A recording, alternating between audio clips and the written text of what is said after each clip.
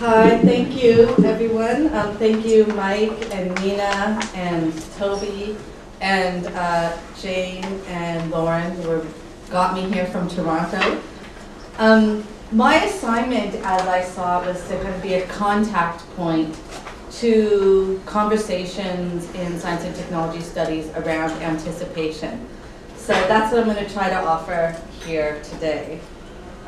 Anticipation names both a temporal orientation towards the future and an affective state that is an excited, forward-looking, subjective condition characterized as much by nervous anxiety as a continual refreshing of yearning, of interventions, of curiosity, of desire, of aspiration, of needing to know, to innovate.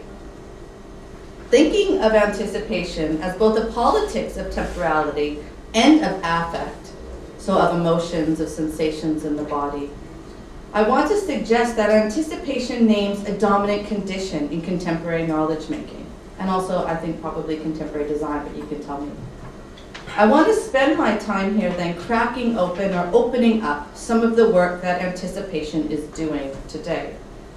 My thinking on anticipation is shaped by a collaboration with other science and technology studies colleagues, particularly Adele Clark and Vincent Adams at the University of California. And we have a larger project on anticipation, and some of that work will be manifesting online over the next year. And so if you're interested in kind of being part of that conversation, it hopes to manifest in that way.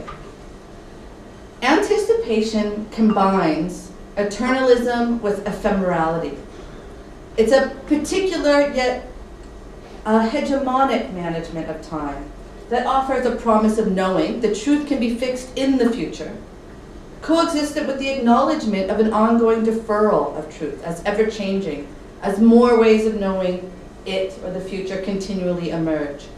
So anticipation, and this is I think the most important here, anticipation names the palpability of the future in the present. The future, as a conceptual possibility, thus plays an important role in our current epistemes, such that the future is always posited as knowable in innovative ways, even though we also posit as something that's always uncertain and out of grasp. So this is one of the important tensions of anticipation. So while we might debate about what the future holds and whether its effective force should be inspiration or anxiety, aspirational or disaster preparedness, for example, I would hazard that a few of us here would question whether or not the future should be or must be anticipated. For critics in the social sciences, the very shape of our curiosity, the speculative reach of our methods, and the political gestures we make tend to be oriented towards this horizon of the incipient future as that which matters, as that which we can enact change on. We are called upon to imagine better futures and to make intellectual projects relevant to an emerging present, and are thus operating also within anticipation. So thinking about anticipation is also not just about what's happening out there, but also reflecting on our own methods. Moreover, anticipation is not merely a straightforward unidirectional temporal orientation forward into the great unknown. Anticipation, yes, it brings the future into the present in a palpable way, but also into the past as an archive, or the past of trauma, or the past as the artifacts of our infrastructures. The past is not simply what happened, but instead, through anticipation, becomes the potential to be mined, to be actualized, to be recombined in our projects of making the future. So anticipation makes the past not what was already decided, but a new place of exploration in making the future. If anticipation has become a dominant epistemic value and a subjective virtue, we might also consider how anticipation has merged into prominence at a moment of actuarial saturation. And I know people here, the UK academics, feel very strongly this moment of actuarial saturation. When the sciences of the actual, the fixed, the final, the verifiable, the quantifiable are both around us but also being abandoned in some ways. where the actuarial is not about finding the truth, but instead about forming new forms of speculation, of forecast about the future, ways of predicting, modeling, stimulating.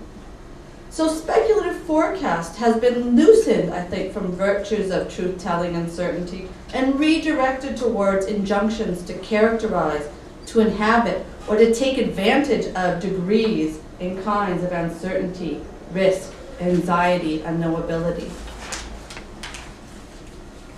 So, of course, anticipation names an effective orientation we find in finance, in capitalism, and the subjectivations and material infrastructures spawned by the future-oriented forms of capital accumulation and speculation. So anticipation then, in my thinking and in our kind of collective thinking, both can be found in the kind of dizzying and abstract heights of the promise and calamity of capital, but also at the same time in the lived and embodied effective states of daily life and the kind of caring of the self, of others, and of place. So in some ways it is this kind of boundary object that Mike was saying. So I want to try to give this idea of, or this question of anticipation a more meaty sense by looking at the example of the current popularity of the girl effect in contemporary development and philanthrocapitalism. So since the 1970s, women have been the iconic subject, or we could say target, of economic development. In the Cold War, we could say the Cold War / post-colonial period more generally, economic development became epistemologically entwined with population planning and deterring the so-called population bomb, joining catastrophic aversion with forecasts of economic prosperity. Put simply, as the measure GDP per capita became the concurrent currency of national economic progress in the second half of the 20th century, reducing population growth and hence averting future births, again here a particular future birth, most often poor, brown, had a direct mathematical effect on the measure GDP per capita, right? GDP is the measure of national productivity divided by population, right? So it has this very direct mathematical effect. Along these lines, in the 1960s, a Rand economist influentially calculated that money spent for each averted birth was 100 times more effective in raising GDP per capita than the same amount spent on productive investments, things like infrastructure. From within the abstract logics of this Cold War social science, national and even world economic futures seem to require averting potential future life. So Rand could offer this formula of how to produce a more productive future through sex life because a new model, a new mode, I should say, not a model, a new mode of governmentality was crystallizing in the 1970s, reorganizing old colonial infrastructures of census taking, data collection, public health knowledge into new kinds of anticipatory transnational infrastructures now concerned with development family planning. Such late 20th century governmentalities animated a globe covered by a patchwork of differentially valued national economies mapped as forward and backward in time, developed, less developed, undeveloped, developing, to which the project of saving girls has been repeatedly and variously hitched. So that's the background. Inherited from that whole history in the 20th century is a web of social science data and its correlations, temporally connecting lower fertility with things like education, wage, consumption, infant and maternal mortality, gender equality, and so on, all sorts of indexes and measures. I mean, this matrix of data is incredibly thick. Such promissory correlations today are drawn together to offer new possible instrumental targets for adjustment, for stimulation and intervention by national and transnational economic development planners. And one of the most famous, notable, infamous of these is the economist Lawrence Summers. In 1992, Summers was not yet working for Obama, but instead was chief economist of the World Bank. And he gave this very famous keynote lecture in Islamabad called Investing in All the People. in which he argued for the economic benefits of educating girls. Drawing on World Bank and this thick archive of data, he calculated, or his office calculated, that each year of schooling pulls down fertility rate by 5 to 10%, such that $30,000 spent on educating 1,000 girls would prevent 500 births. In contrast, a typical family planning program that spent $65 to prevent 1 birth would accomplish the same overall reduction of 500 births with a larger amount of $33,000. 30,000 versus 3,000, right? You could save 3,000. It's cheaper, education's cheaper than birth control. In addition, educating girls was correlated with lower mortality, higher future income, and all sorts of other wonderful measures. Thus, for Summers, educating girls, this is a quote, educating girls quite possibly yields a higher rate of return than any other investment available in the developing world. So here I might observe how in the 1990s, fertility reduction became so thoroughly associated with national economic productivity, as well as world economic productivity, that it could serve as a proxy for all these kind of further removed correlations. But second, how in the 1990s we began to see projects to prevent future births that were temporarily pushed backward in the human life cycle to the pre-childbearing years of life. So Summers' argument about investment and rates of return on girls rests on the notion of human capital, a Nobel Prize-winning concept crafted in its neoliberal form in the 1960s by Theodore Schultz and Gary Becker of the Chicago School of Economics. Human capital is typically defined as the knowledge, skills, values, and health embodied in people that make them economically productive. The notion of human capital is not the same as that of a human commodity, who can be owned by someone else, bought and sold. Rather, in economics, and here I'm just like giving some definitional space for us, capital names resources that are used in producing other goods or services and are not themselves commodities for sale. For example, the machines in a factory are its capital. Hence, the term human capital designates the embodied capacities of a person that can produce future economic benefits for that person, for her employer, for the nation, for the globe. For example, paying for someone to become educated is an investment in their human capital, correlated with future payoffs in higher wages. Thus, human capital renders people as sites of investment and considers their embodiment, their skills, their knowledge, their health, as kinds of anticipatory, future-oriented value. Importantly, the economist Gary Becker developed the concept of human capital largely through very abstract mathematical models concerning fertility, things like the sexual division of labor in families, family dynamics, and he called this the new home economics, which I think is really interesting. For Becker, choices about fertility were fundamentally rational economic acts in which children were repositories of a family's capital. For Becker and Schultz, all human behavior is already forward-thinking, rational, and engaged in cost-benefit calculi. And thus all human behaviors within families, even with children, are best understood in economic terms. So in this way, children become anticipatory vessels of investment for their families, for themselves, and are haunted by a condition of lack, something that Becker called the bare cost of children without capital. And there's all these measures about this kind of figure of the vision of the child that has no capital and their rates of return versus the child who's capitalized.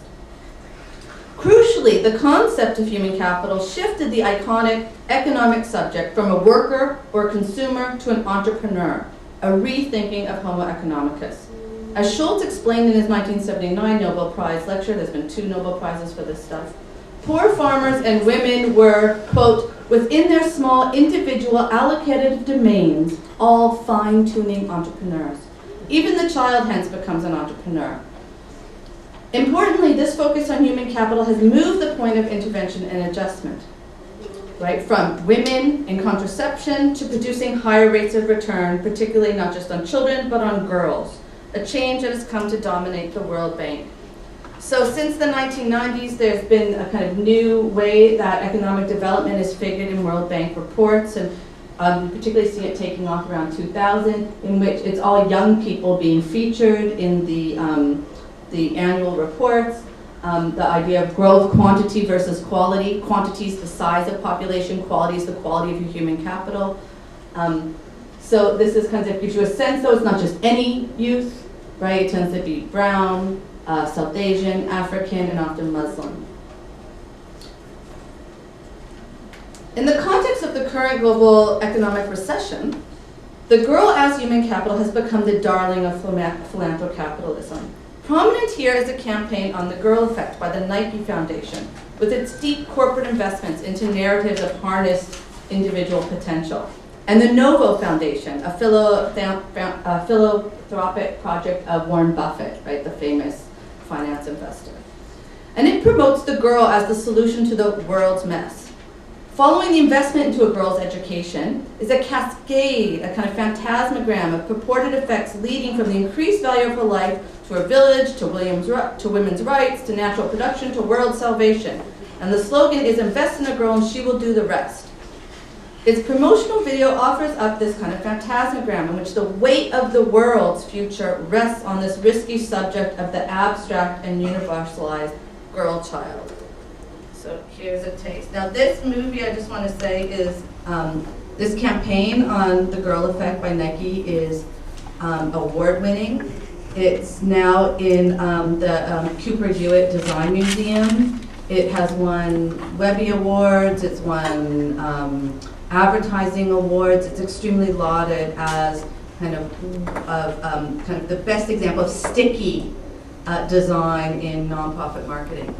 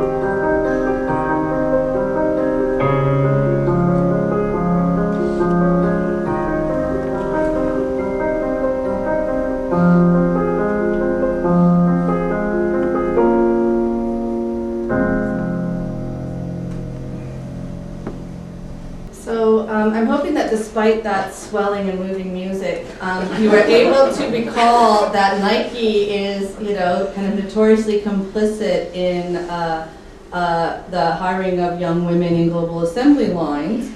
And so it raises the question, why is Nike so interested in the question of the girl? But so too, I think we want to think about the enormous popularity of this video. It has millions of hits. And the popularity of the Girl Effect panel at the 2009 World Economic Summit at Davos. Actually, it was also, they did a redux of it in 2010, and they're some of the most well-attended panels. And if we think about the 2009 summit as being charged with the task of developing a swift and coordinated policy response to the most serious global recession since the 1930s, and think about how seriously people are taking the girl as one of the kind of ways of hitching the world's economy to new forms of investment, I think there's things to pause at here. Her chance, as we've seen, is translated into this kind of algorithm, right, of cascading values towards her both her productive economic value, but her value for the global economy. So like Summer's call to invest in all the people, so too does the girl effect make sense, because it draws on this inherited matrix of Cold War and post-colonial social science correlation. The fact sheet accompanying the girl effect campaign presents two possible futures, one in which she's invested in, all these great things happen, and one in which she's not, catastrophe. Both linked to fertility, though.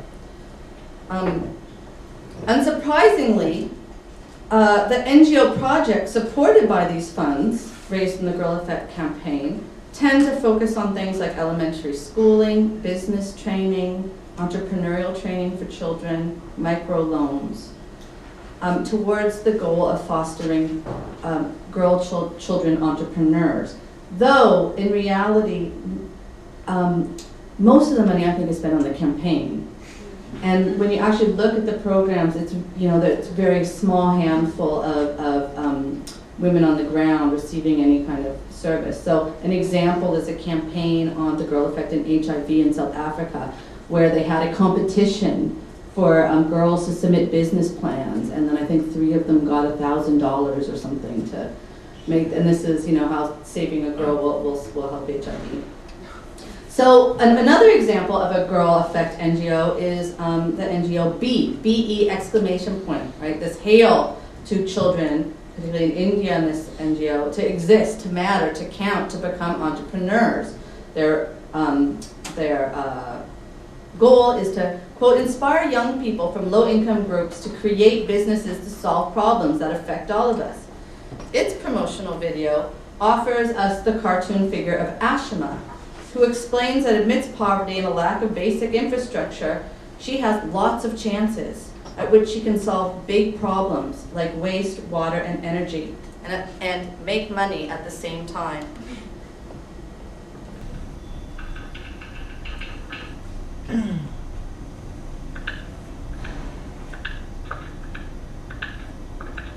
Hello, my name is Ashima. I live in India. In India, there are lots of problems, but also lots of chances to change the way things are. Do you want to know more? Well, it's hard for me and my friends to go to school. People say that even if I go to school, I will get a job. And where I live, there is no clean water, no toilets, no light, and no place to play. I want to change the way things are. I have a plan. I want to solve my problems by starting a business. A business that makes money, energy, and water. It might even make a place to play. When I grow up, I will be an entrepreneur.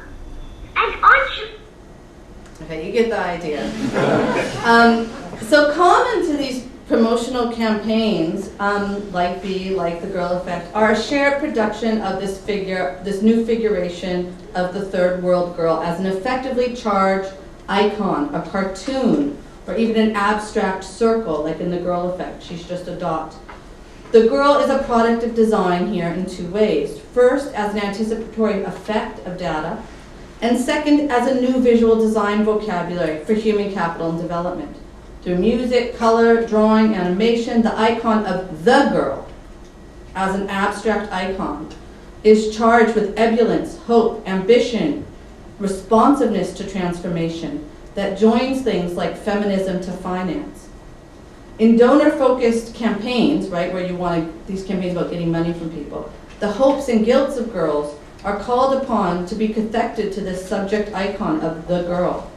The girl produced through this Girl Effect campaign is not then an actual subject in the world, but a phantasmic and effectively charged figure of a subject that has been designed. The girl is then thus something I'm calling a subject icon. a stereotypically an abstraction, stereotyped of a subject produced out of this matrix of social science correlation and promotional acumen. Here, painted pink with tropes of agency imported from feminism for North American and UK audiences. This pattern repeats in the Because I Am a Girl campaign by all sorts of organizations, particularly Plan in the UK. The UK, it's interesting to compare the UK versus the North American versions of Because I'm a Girl. In the UK, it's much more serious in tone, where in North America, I'll show you some examples quickly, it has this kind of cartoon ebullient. But the Because I'm a Girl campaign is sponsored by Nokia, Chevron, Shell, Credit Suisse, and Prudential. And here you can see there's these, the data productive, there's two trajectories for the girl. Again, she's either up or down. And here's a little taste of. It's hard to believe that 1 billion people in the world live in extreme poverty. 70% of them are women and girls who from childhood are the poorest of the poor. Always last, without hope. But it doesn't have to be this way. It's proven that investing in just one girl will empower her family, improve her community, alleviate poverty, and change the world. Now imagine that this powerful change starts with you. By learning how to help, you can engage in the mission and contribute towards fulfilling the potential of girls everywhere. You can be the one to make this dream a reality. Inspire girls from all over the world to gain power, ambition, purpose, and hope. You could be the one to stand up and say, I am the one because I am a girl. So you get the idea here again and see this new visual vocabulary. We've moved from pictures of young brown bodies to these animated dots, these blooming planets. Also, this particular campaign in North America, but I Am the One, the one is young girls, middle-class girls in North America who are, through viral video campaigns, asked to you go online, you put your face in the circle, and you can insert yourself in the campaign and send it to your friends. So you are the one saving that one girl. I think there's an important kind of relationship between the girl put in the dot and the dot there. They're being connected visually. So as an effect of non-innocent infrastructures of data collection and governmentality, the girl is of interest precisely because the numbers designate her with high rates of return. Raising the question, what if the numbers hadn't added up? What if another object or another kind of humankind had been the best investment in the developing world? So while the girl effect is overdetermined, we could say, this generalized and globalized algorithm of cascading effects that comes with a small target investment is often proven with the kind of particular histories of actual rare women who have kind of rags to social entrepreneurship stories to share, who come to galas and that kind of thing. So there is that kind of move in these campaigns. The girl has become hugely popular in philanthrocapitalism. This is there's projects to invest in girls by oil companies. It's really popular. ExxonMobil, Shell, and Chevron, as well as the finance. Goldman Sachs, Prudential, Credit Suisse. This is the World Bank. World Bank and Nike, UN and Nike are all doing collaborative projects. Here's the Adolescent Girls Initiative, again, World Bank. This is a UN project, and here I think what's interesting is instead of the dot, we have something more like the international, Neurath's international icon of male and female, in which the girl's holding up the weight of the whole world. And here, I think we might just want to note that Robert Zoellick, the World Bank president, was the former managing director of Goldman Sachs. So the abundance of investment into the girl marks not only her hypervaluation as a kind of anticipatory potential and an effective design that makes her such, but it also draws into juxtaposition a set of unspoken de-evaluations. We can think of the averted future children born of the adults girls will someday become. We can think of the adults that uncapitalized girls grow into as a future form of no longer worthy investment. We can think about the boys who offer lower rates of return, particularly brown, poor Muslim boys. Further, within the figure of human capital itself resides the less talked about or figure of expendable life on sale for cheap. She is such a good investment precisely because she was already undervalued, because she's, as the video says, the poorest of the poor. Thus, these kind of anticipatory techniques of entwining design, data visualization, finance, feminism, have produced this icon of the savable girl that brings together these valuations of investable life, expendable life, and avertible life, all in this one kind of data point. And tellingly, just this year, Summer's findings, these findings of the girls, the best investment, have been replicated in this report by Goldman Sachs, in which they, just like a kind of any marketing report they would do for, like, let's say metals, proclaiming, yes, that women are in fact the best investment in the developing world, and it comes with the typical formulaic disclaimer that they put in all their marketing forecasts, saying, well, this is all just forecast, and you know, you can't actually hold us as liable. So my larger point here is simple. I wanted to suggest that aspirations, hopes, our embodiments, our political orientations are complexly attached to anticipation. So that's the first point. And then I think the second point is, like, if we take that to be the case, I think there's questions we have to ask, and maybe we'll be asking them here today, about the way that our modes of curiosity and creation are being shaped by anticipation. What is this foreclosing? And what other kinds of affective and temporal orientations might we want to foster, given the kind of hegemonic force of anticipation as an orientation?